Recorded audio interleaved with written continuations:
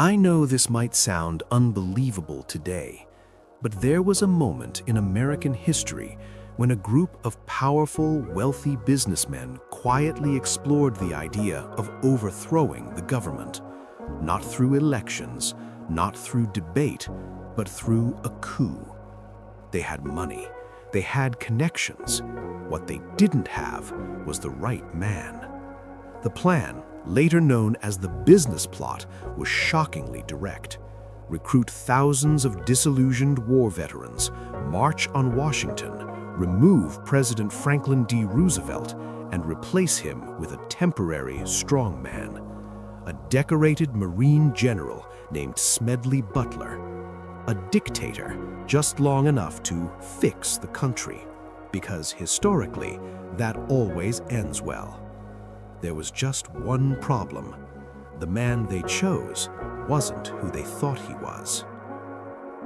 To understand why this even happened, you have to go back to 1933. America was collapsing. The Great Depression had shattered the economy. Banks were failing. Unemployment had reached 25%. Families who once lived comfortably were now standing in breadlines. And the people responsible for much of that collapse? Wall Street. The same financiers who had fueled reckless speculation in the 1920s walked away largely intact. Everyone else paid the price. So, in 1932, Americans did something drastic. They elected Franklin D. Roosevelt in a landslide. And Roosevelt didn't hesitate. He launched the New Deal, a sweeping set of reforms designed to rebuild the country. Job programs, financial regulations, labor protections, a safety net for millions who had fallen through the cracks. For ordinary Americans, it was hope. For Wall Street, it was war. Because for the first time, the government wasn't protecting wealth, it was limiting it. Workers gained rights, unions gained power, and speculation, the very engine that made financiers rich, was suddenly under control. To many wealthy elites, this wasn't reform, it was betrayal. They called Roosevelt a socialist, a radical, even a communist sympathizer. In that political climate, supporting the New Deal made you suspect. But Roosevelt didn't stop there. He made a move that hit even harder.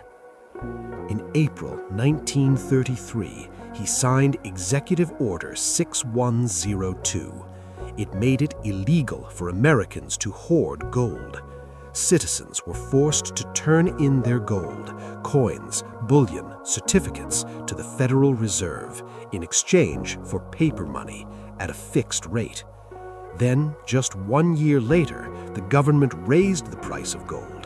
Overnight, the value increased dramatically, which meant one thing: the government had effectively bought low and revalued high. For struggling Americans, it didn't matter. They had no gold to begin with. But for wealthy financiers, it felt like legalized theft. Their wealth had just been reshaped by government force. Now imagine the situation. Your political influence is shrinking. Your financial power is being regulated. Your personal wealth is being disrupted. And across the ocean, you're watching something very different unfold. In Italy, Benito Mussolini had taken control.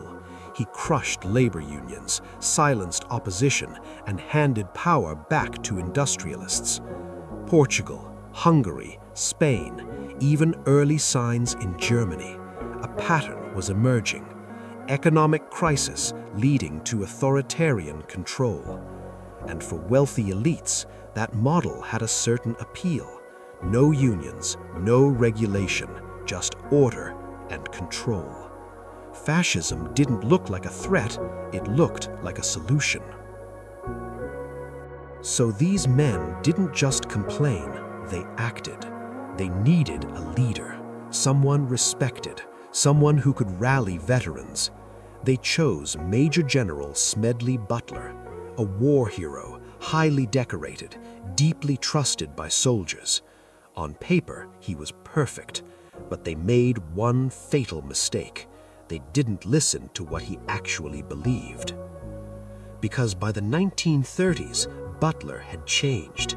After decades of war, he began questioning everything.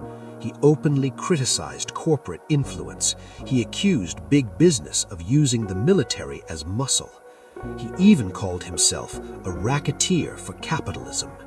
So, when a Wall Street-connected broker approached him, Butler didn't say yes. He listened carefully.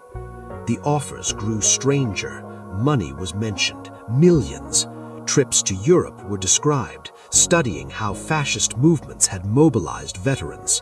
And then the real plan emerged. Lead an army of 500,000 veterans, march on Washington, and take control. Roosevelt would remain a figurehead. Butler would hold real power, a shadow dictatorship. Butler's response? He exposed everything. Publicly, he went to the press, then to Congress. In 1934, he testified under oath, laying out the entire conspiracy. Names, meetings, details. An official investigation followed. The findings? The plot was credible. And then, nothing happened. No arrests, no trials, no consequences. Why? Because technically, no law had been broken yet. There was no army, no action taken, just conversations. And the men involved, they were among the most powerful in America. Prosecuting them could have destabilized an already fragile economy. So the whole thing was quietly buried. Think about that.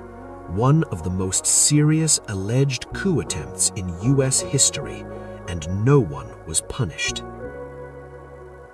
The irony, Roosevelt stayed in power. He led America through the rest of the Depression, then through World War II. He helped build the largest middle class in history, and those same financiers, they became even wealthier. The system they feared ended up benefiting them. The business plot is often dismissed as a strange footnote, but that misses the point, because it reveals something deeper. When powerful people feel threatened, when wealth is challenged, some don't adapt. They look for control, even if that means abandoning democracy. These men didn't see authoritarianism as dangerous. They saw it as efficient, a business model. And while their plan failed, that mindset behind it, that never really disappears.